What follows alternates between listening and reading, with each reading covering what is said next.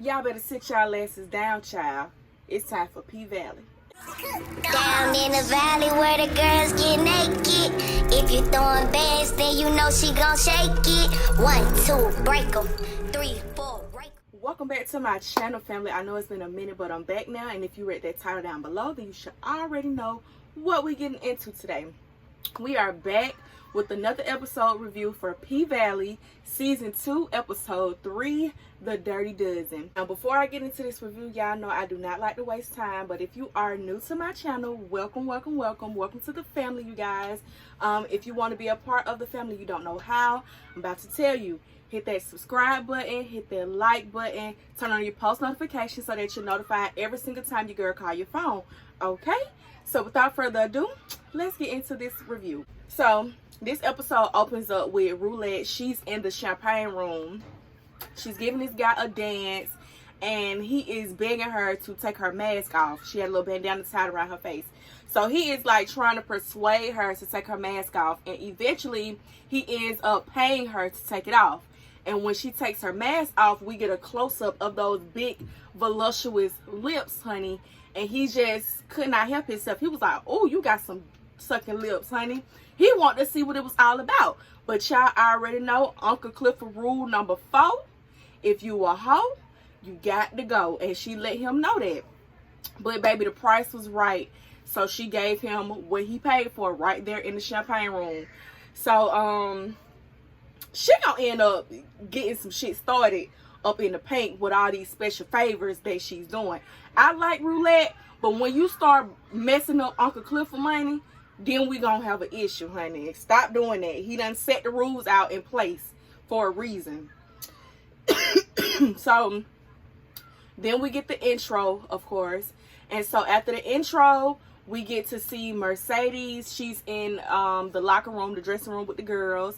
And she's kind of feeling away because she's looking at all the other girls. Their bags are heavy, especially Roulette and Whisper, honey. They out there making bank. And when Roulette catch the attitude, you know, she walk up on her and she's like, hey, Sadie, you know, your bag isn't half empty, it's half full. I'm an optimist. And Mercedes tells her to mind the business that pay her. And I know that's right, because what y'all don't do, y'all don't come into the strip club and taunt the OG. You don't do that. That is so disrespectful to me. Then we see Mercedes walking up on this lot, and we see it's like a restaurant. That was the little name at the top of it. But when she walked in there, it was a dance studio. Like, she had her mirrors and stuff in there, and we can see like she got her arm taped up. She gets on FaceTime. I think Terica called her, and Terica was asking her when y'all start back, and she was like, it don't matter because Shell's not gonna let you come anyway. So not knowing the whole time that Shell has been having her own damn issues going on. So she get on the phone with Coach. Mercedes get on the phone with Coach, who we see in this episode is not the same actor that played Coach last season. It's somebody different. If you ask me, I feel like they should have got somebody else, because the coach that's playing him now is not attractive to me at all. But anyway, she gets on the phone with him, and they're chopping it up basically, and it leads to the question about the proposal about Coach taking care of her, put her in his condo, giving her this money, going in on a dance studio with her. So basically, she's just trying to see, you know, is that offer still standing? And Coach tell her, still standing tall, baby. And when he said that, I was so fucking squeamish, because he is not fine like the other coach was. So in my mind, I'm like, ugh, Mercedes. We see Terica. She in the car driving. Now, my y'all, Terica only 16 years old, which is not a problem, because at 16 you start, well, in my case, I started driving at 16, started learning how to drive at 16, but she was driving like by herself with no adult in the car at all. So she pull up to the food line, the food box line, and her grandmama, Miss Patrice, Still All Your Money Wood by her church. And what a blessing reside. And she asking the lady, the usher board member number 2, can she get 2 boxes? Now, the rule is 1 box per car. But by that being Patrice Still All Your Money Wood by his granddaughter, she called her over. She like, no, you don't have to do that. You don't have to call Patrice over here. I don't need her over here. She come over there anyway. So she's like, okay, Usher board member number 2, I got it from here. She asked Terica, what you need 2 boxes for? She was like, for my neighbor. She like, what shade, where your mama at? And Terica trying to play funny, talking about which one. Oh, before that, when she came up to the car, she said, Terica. And Terica said, hey, Miss Patrice. She said, I will stump a mud hole in your ass. Do not let this caller fool you. And I know that's right. Don't fucking play with her like that, Terica. You know to respect your elders, and that's your grandmama. Don't play with her. Anyway, so while she asking her for the 2 boxes, she asking her, well, where's Shell at?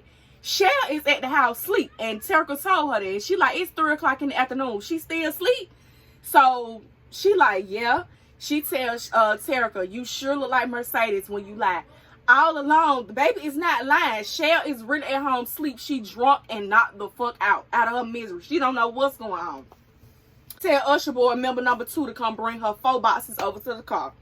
Okay.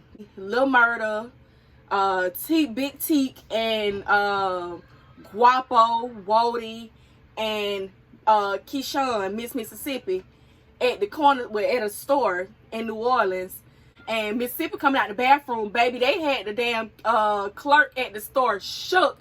They had this little white girl shaking in her boots, honey. She didn't know whether to call the cops, whether to take off running, or get them all the money she had up in that damn safe, honey. She was looking so goddamn scared. They had on their masks, which was really bandanas, and they was red.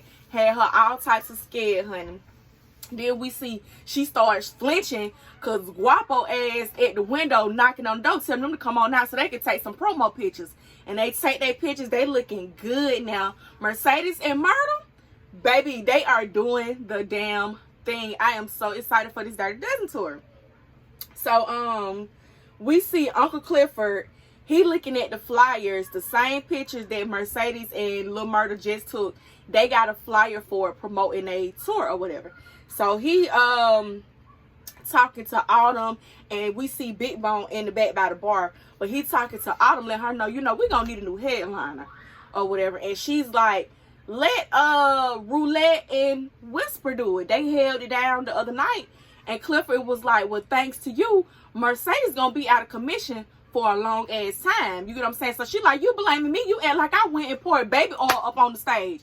But she was like, you know, I'm gonna take 69%, and I'm gonna say it's 69% my fault, and we just gonna go on from there. So they started talking about things changing and stuff like that, and Uncle Clifford said, you know, can't nobody replace Mercedes.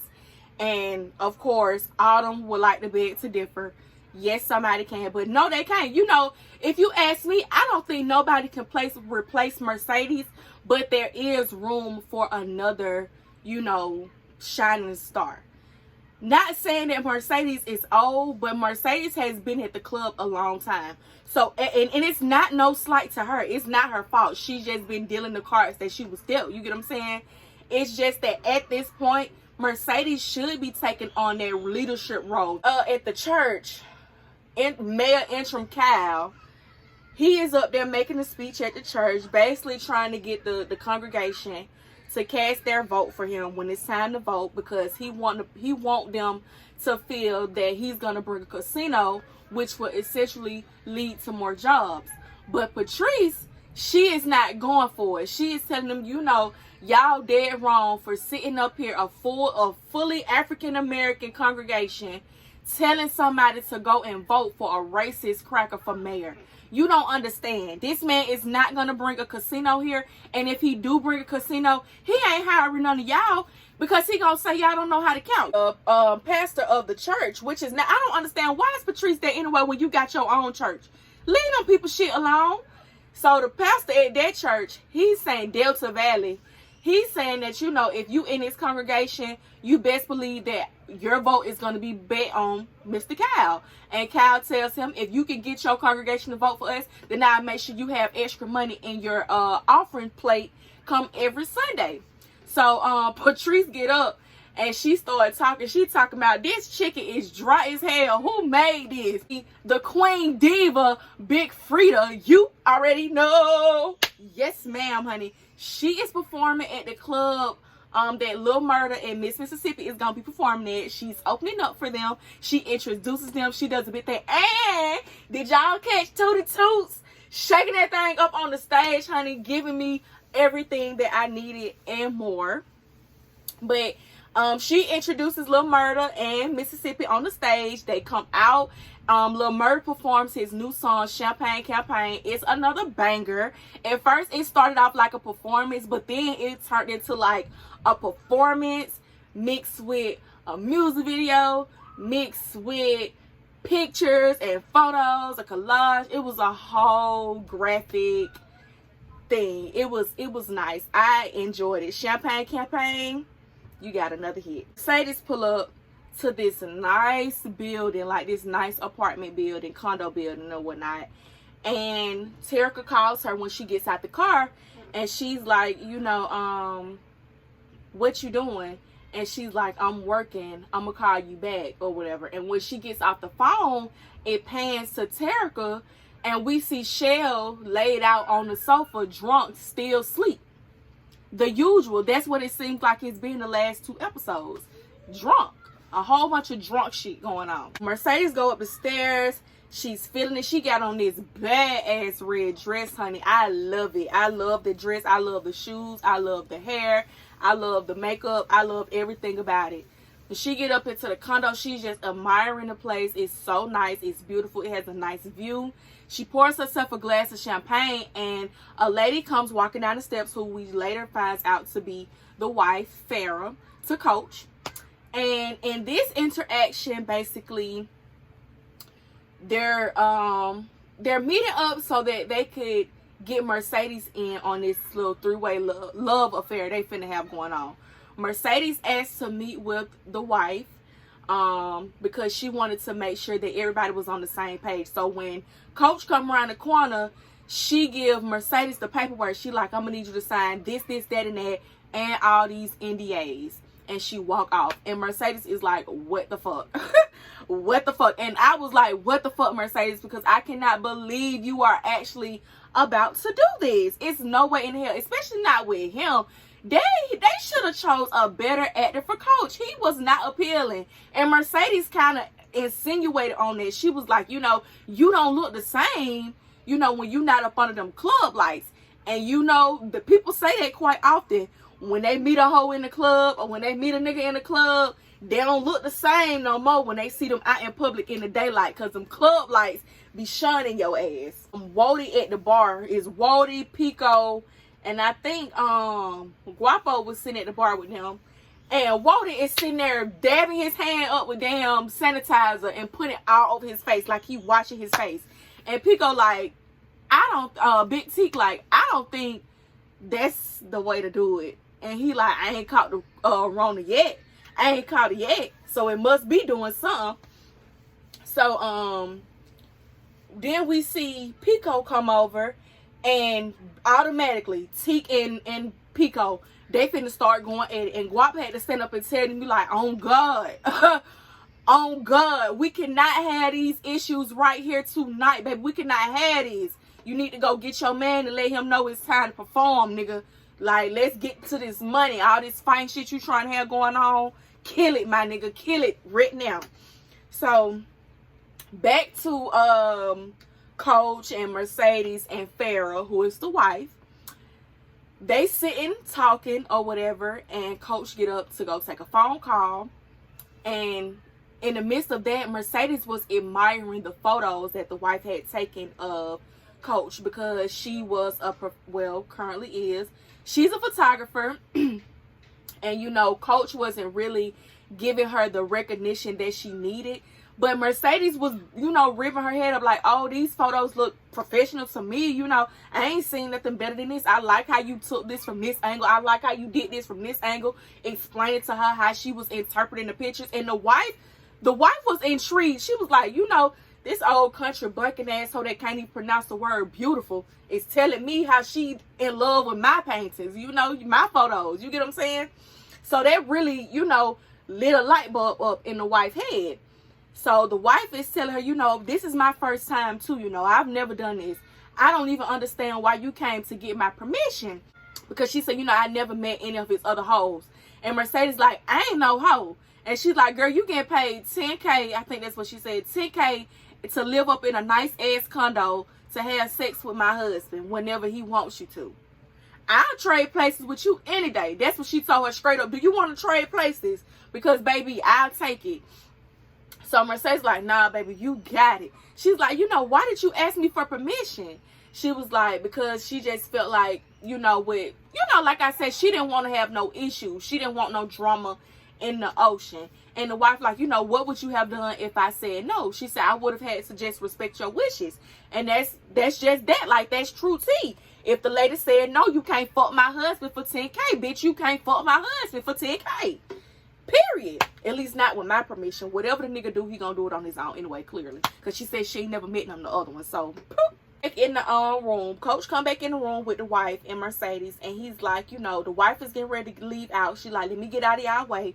He tell her, no, stay. I want you to experience. I want you to have the Mercedes experience. Baby, Mercedes take off her clothes. She plug up her phone. And she gets to working on that post. She turned that room into the pink right then and there, okay? This had done turned the wife on so much. We turn around, this whole butt boot ass naked, ready to fuck. I said, child. And Coach just sitting over there looking like he is just so amazed. Like, oh my God, this is what I've been waiting on. Like a damn dog in fucking heat, honey. Autumn and Uncle Clifford, they in the office talking. And Andre sends Autumn a text basically asking her, is she ready to take him up on that offer to sell the paint? And she tell Uncle Clifford, you know, he just texted me, but I ain't taking nothing less than 10 mil. And Uncle Clifford told her, your old high yellow ass is going to turn blue in the face before you ever get them white cracker niggas to give your ass 10 mil for this spot right here. And she's like, you know, what would you know, if we could get that much, what would you do with it? Like, what would you do? She was like, what are these hoes gonna go? And Autumn is like, you know, is that any really your concern at this point? And that's the red flag for me that lets me know that Autumn is only doing this shit for herself. I feels like once she gets that good amount, she's gonna sell the pink, and Uncle Clifford is gonna be ass fucking out. But if you ask me, if they giving me 10 mil, I'm going to take that 10 mil and I'm going to go open me up a bigger and better pink. Because the location they at now, Uncle Clifford know they need all types of remodeling, renovation. The champagne room tore the fuck up. It got demons and spirits in there. The goddamn other private room, the sofas all tore up. It got duct tape on them. Go get you something nice, Uncle Clifford, and let that bad energy go. That building holds so many memories, yet so many good memories, yet so many bad memories, and it's just time to start fresh. Use that money that they offering you and open up something new for your girls. Because Uncle Clifford love them girls. He don't want them to have to struggle. That's why he damn near went bankrupt with the other funds that Autumn gave him to make sure that the other girls had funds to keep them up during the pandemic, so they ain't gonna have to go sell no puss. So Autumn is out for self, and I cannot wait to see how this season is gonna go with her being the boss. Back to, girl, I was so goddamn tired of seeing this fucking threesome mumbo jumbo mess. We see Mercedes and Coach and the wife. They having they kissing, all that stuff, touching on each other, and Terica is calling Mercedes' phone again. This is like the third time she done called her since Mercedes done been at Coach's spot. So Mercedes excused herself and she go out the room and she like, Terica, didn't I tell you I was working? And it's Jeffrey. Now, if y'all don't remember Jeffrey is the damn sheriff, or the cop, not the cop, the sheriff. He is the cop that locked Mercedes up that night when she had them beat Patrice Steal All Your Money Woodbine up in the damn parking lot that night during Mercedes' last dance. So Jeffrey, she asking Jeffrey, why do you have Terica's phone? He like, Terica was driving Shell's car because Shell in the passenger seat drunk. So we need you to come down here and take care of this right now, expeditiously. So Mercedes got to get over there to Shell's place, see what's going on, and figure that shit out. The Dirty Dozen tour. They walking out the club from performing Lil Murda, Mississippi, Big Teak, Wody, Guapo, all the, you know, gang. They walking out the club, getting ready to get in the car. And Pico come bring his lame ass over there trying to start shit up, disrespecting the female. And Teak had to tell him, don't disrespect her. They start going at it. They start fighting. Then all of a sudden, they start shooting. And it was a comment made before the fight broke out about the lady not being Lil Murda's type. So I feel like it's about to be, you know, exposed that Lil Murda likes men because of the comment that was made outside before the fight happened. So they start shooting. Mississippi jump in the car. She's still on live and she recording. She driving because Guap tell her, drive, Mississippi, drive, girl, drive. So she like, is we going to the next spot or is we going to sleep? And shit, cause I'm the same way, girl. After all this, let's go home and lay down. Whisper and Roulette in the bathroom, and Roulette realized that she done came on her damn cycle. So Whisper offers her a tampon, and she's trying to get to know Roulette, and you know, asking Roulette, where you from? And Roulette tell her, bitch, I'm from hell. And she was like, you know, Whisper say, you know, we all need a little darkness in our life, because y'all, as y'all know, Whisper is good at picking up on people emotion, well, picking up on people energy or whatever. So she put some coke on her hand, give it to Roulette. Roulette sniff it, and baby, she turned into Wanda from damn Snowfall, honey. She just having a whole moment. So Uncle Clifford come looking for them because it's time for them to go on the steps and on the stage and make their money. So they go out the bathroom. They good. Uncle Clifford tell the girls to keep their masks on. We got to keep our COVID couture going. Toy ass sneezed in the dressing room, and it sent everybody up in a frenzy. Nineveh, which we know is Uncle Clifford's daughter, she started spraying, supposed to be damn Lysol, and it's hairspray instead. And Uncle Clifford say, you know, that'll do.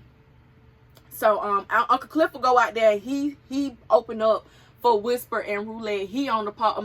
I'm saying he. I am so sorry. I am so sorry. I meant she. I'm sorry, you guys. Uncle Clifford go out on the stage, and she doing her thing, making her coins, collecting her coins, doing what needs to be done. And I was like, oh my God, we finally seen a day where Uncle Clifford is up there on the damn pole, shaking what her mama gave her. So then we see Big L, he outside. Duffy come pulling up, jumping out the damn truck, crying, still crying over Gidget ass, because Gidget won't talk to him because she mad because she feel like Duffy is the reason why her mama caught COVID, and she won't talk to him. And Big L is saying, you still crying over this bitch. Let's go ahead and look at this pussy. You know what I'm saying? Like, you keep on crying, boy. Shut up. So Whisper and Roulette tag team the pole, doing their thing as usual. And Roulette takes her top off. And this makes Uncle Clifford so goddamn heated. He like, I'm going to get you, Roulette. Because you know you're not supposed to be showing titties on the main stage. So Big L and Duffy sitting back there in the back and talking about Gidget not answering the phone, and she mad, and he gonna do this drop and get his girl a ring and get this girl a house and all this stuff. And Big L is just like, you know, that ain't what Gidget want. That is not what Gidget want. So Mercedes is at Shell's house, spraying her down with water in a bathtub so she could come back to life because she was just out cold drunk. And they start arguing about Terica. Now Mercedes starts to give us a little bit more background about how she ended up having Terica. She was 15. She lied to Cortez about her age. When she found out she was pregnant, her mama made Cortez take full responsibility of the baby because she was young. She did what her mama said do. But after Cortez passed away, she said she begged Shell to give her child back, and Shell constantly said no. The whole time she thinking Shell is saying no because she just trying to step in and take her place. But Shell ends up letting us know that Cortez is the one that told her no. Cortez is the one that told her, whatever you do, do not give Terica to Mercedes. Take care of her and raise her as your own. And Shell is just saying, you know, she spent so many years being loyal to a dead man that would not be loyal to her while he walked this earth. And that's true too. He had a whole baby on you and you still stuck by this man even in death and raised his child. I don't know no woman, at least no black woman in their right mind, that would do that and be comfortable with it like that. Andre and Corbin sitting at the table, and Andre relayed a message that she said she's still not selling until she see 10 mil. And Corbin was like, you know, this bitch got life all the way fucked up. Andre basically insinuates on running for mayor because he said he's a citizen. He got all this, and that here in Chucalissa. Why not? And Corbin said, you know, if you gonna run, I'll back you. I'll fit the bill. Hell, we see all the girls flocking to Lil Murda though, and Mississippi kiss him basically to try to get the girls away. And Mississippi come in the room and she greasing his hair using some of her growth oil that she about to put on the market. And Lil Murda is writing on the postcard to Uncle Clifford. And Mercedes is basically just trying to put him up on game. Like, you know, you the one that fucked up. So don't come at her so nonchalant. You know, say something a little bit better than I miss you, I guess. You get what I'm saying? So they start playing around, joking about sending a letter. And Teak comes to the door and asks Lil Murda if he'll ride to the store with him. So Mercedes is in the kitchen at Shell House. And Terica come in there and basically address her about the things that she heard a few moments prior with her and Shell. And, you know, she tells her, you know, no matter what, you always gonna have an excuse as for why you didn't come get me, because you did not stay 15 forever. And Mercedes like, you right, I did stay 15 forever, but I did become a stripper. And when no court gonna get no baby, get a baby to a stripper. You get what I'm saying? It's no way. We see Mary Kyle and the sheriff come, because Miss Patrice done violated the social distancing rules for the city of Chucalissa because she's still having in-house church, and they want them to be separated, you know, social distancing. This is just another way to get under Patrice's skin, and she lets him know that if I mess with the wrong neighbor, you done fuck with the wrong bitch. And that's exactly how she said it. Uncle Clifford received the postcard from Lil Murda. He got a whole bunch of postcards from all over, everywhere that Lil Murda done went. He done sent Uncle Clifford a postcard.